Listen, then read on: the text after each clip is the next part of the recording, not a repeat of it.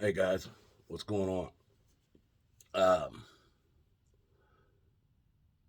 this video, I'm talking to probably a lot of people. Some of you people, I know you were born into a family, blood family, everybody, brothers, sisters, bloodline, the whole nine yards, and you guys have a good family. You guys care about each other. You guys can be together without fighting. You have fun when you're together. You guys want to be together. You cut out a lot of time to spend and do family things where even as you gotten older and you got married and had kids and your family's grown, it all has been great. You know, a few stupid problems, somebody drinking or a drug or something every now and then. But everybody all teams together. If one person's hurting, they're all hurting. If one person is doing good, they're all there to cheer them on. Now, I know that ain't everybody. I know I think it's probably pretty few, but I'm sure they're out there. Um, blood family is what I'm talking about. Because, Jesus, I'm going to say this Jesus says to love your neighbor. And I understand that and why. Because some of us have families, blood families, that are that should have never happened. That should have never happened. Some of us have families that it's almost like it's a job to destroy at least a few of the people in the family so that the ones that aren't destroyed can have it all, so to speak. And and I'm telling you what, folks, there's people who have told me stories about their childhood that would give me nightmares. So I'm by no means saying I had the worst childhood or anything like that. I was just there's always going to be somebody that's been through a lot worse than anything you can imagine. And I know what I went through, and for somebody else to go through worse than that is just beyond me that a blood family could do that. Now, on top of families like this, there's some people that are a bag of hammers would have 10 times the IQ of these people. And they spend, let's say,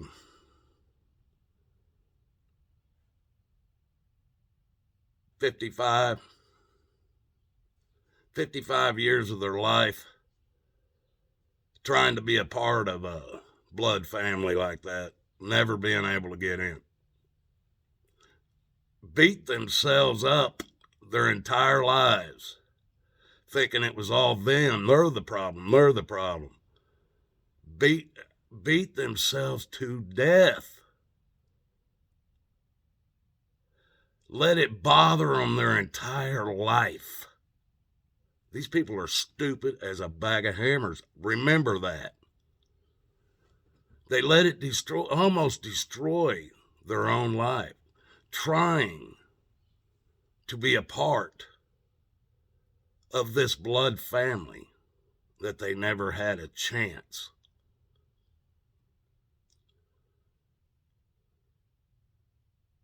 And then something happens and you realize it was a good thing.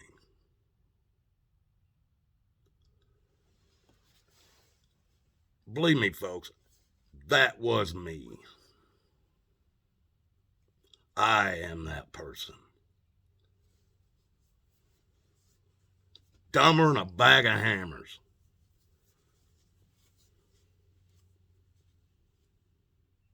I fought. I forced. After when I met my wife, she had 2 children. They needed a father, and my wife was my best friend. We got married. I forced these 3 people, forced them because of my own ignorance, to try to be a part of that bloodline family of mine. Put these people through hell. That's how stupid I am.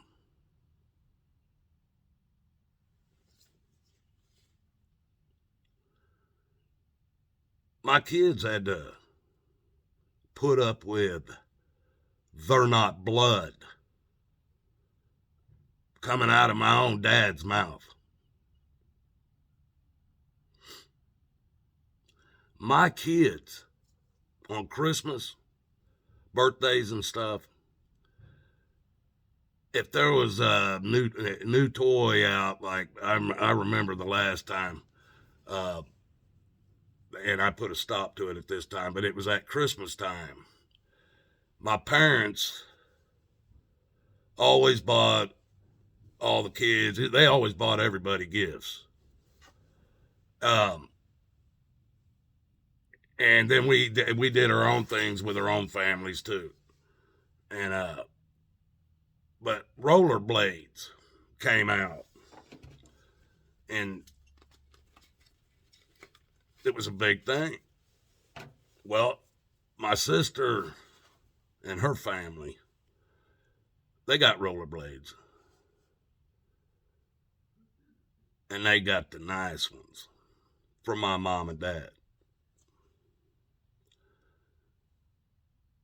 My mom asked me and my wife what our kids wanted, and they wanted rollerblades too, because they weren't family, they weren't blood. Been in me and my wife been married probably 10 years by this time. We've just passed our 30th anniversary. My mom, I was at her house. She goes, "Here, I want you to check out these rollerblades I bought for your Amber and David." I said, "All right." I opened them up. Looked like she went to the dollar store and bought them. And I looked at them and looked at her. Said, "Let me see them ones you get in the other kids." I seen those. Hey, high dollar. I said, "Well, you can take those damn skates back, get your money back, give that to me, and then I'll go buy the other ones, give you the good skates. You can put your name on them, give those to them. But you ain't giving them those skates." That's the kind of shit I had to deal with. It was because, and the blood thing, because my kids weren't mine, blood mine, they were treated differently. My blood family, my mom and dad would plan. Now, all of us lived out in Arizona in Mesa area. They'd plan a trip going to California to go to Six Flags or something over there, fun. They'd never take my kids, never invite us. It was always my sister and her kids. We were never a part of that family.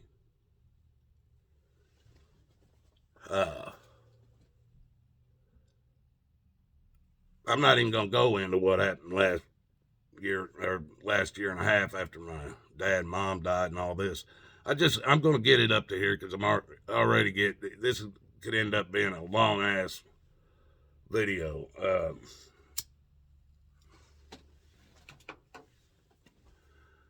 After my dad died, I tried to see my mom.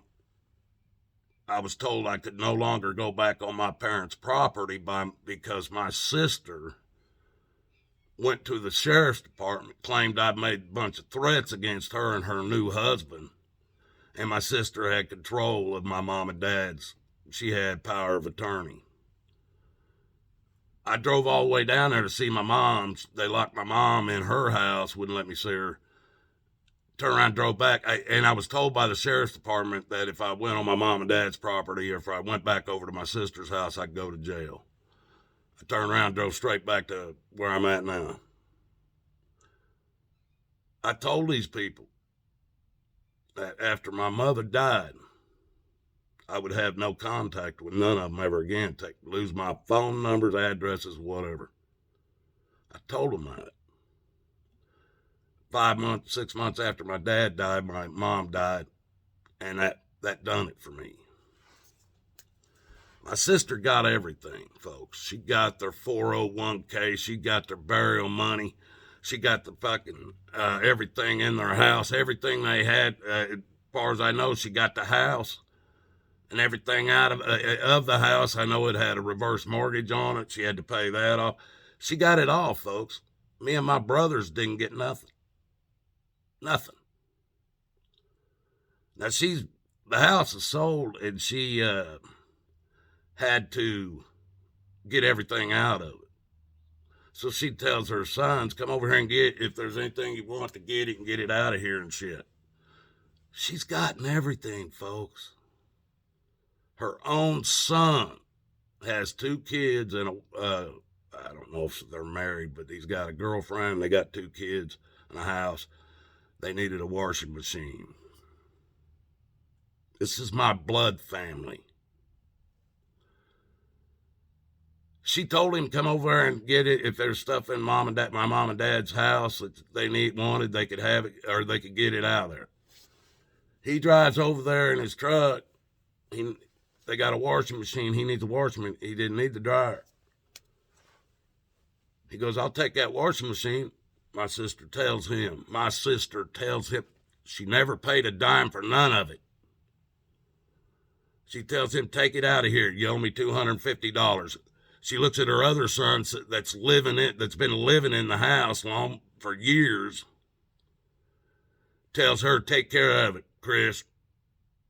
Get the money.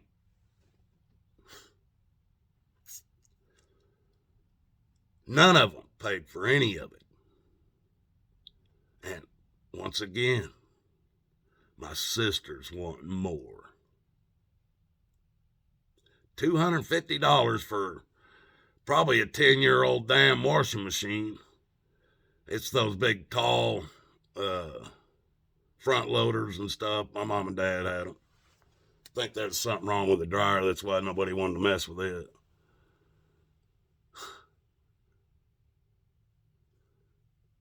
That's what I've been shown in my life, what blood family's like.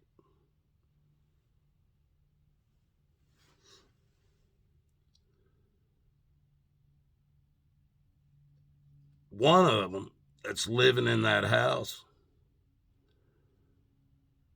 he's got to go to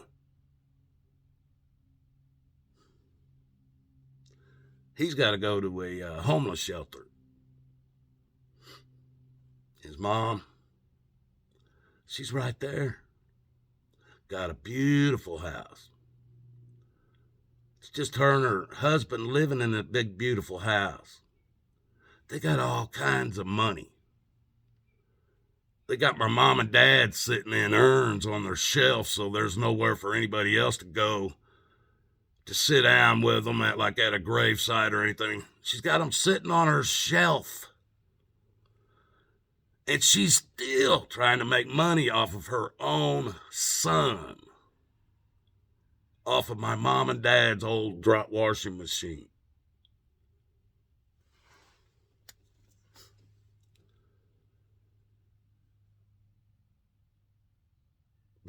This is why God takes people like this out of your lives. And it took him 55 years. No, hell. It took him 57 years to get it straight in my head why he didn't want him in my life.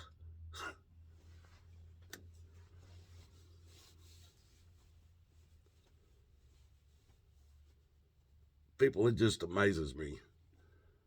Because today, my family, not a one of them has this groom's blood that runs in me, running through them.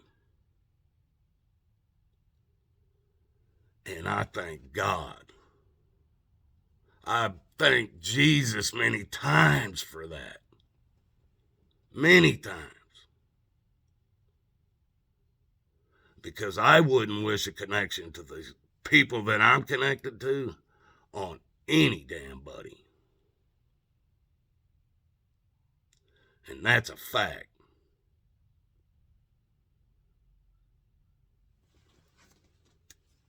My family would not do anything like they've done. And it's probably because they don't have my blood in them.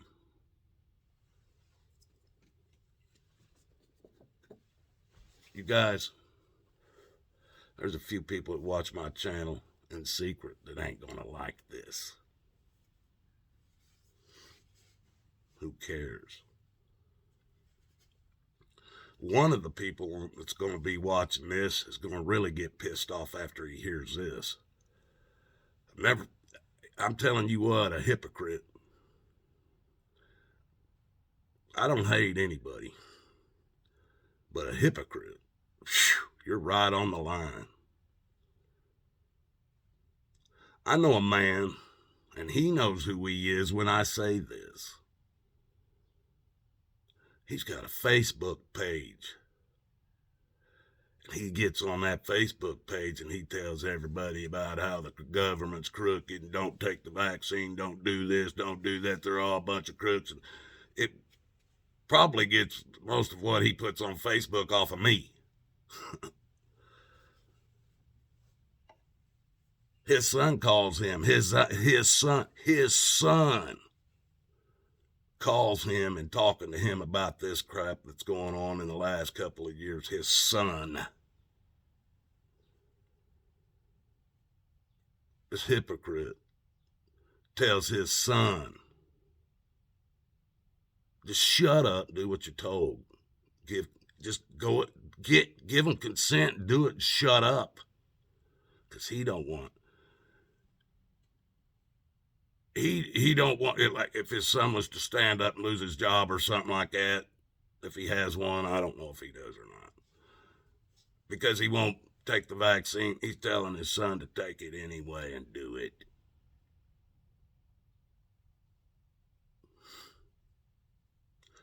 The guy, this hypocrite, he's not blood to me. But his son is.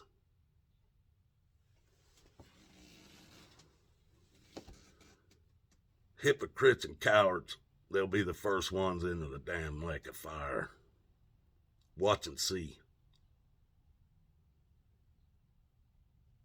And to tell your own son, your own blood, somebody you said you love,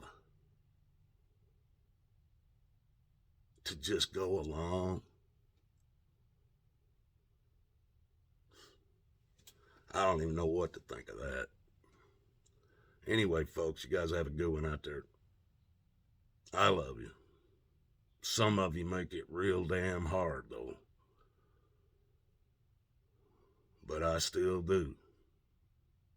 And you still have a chance to fix what you've done.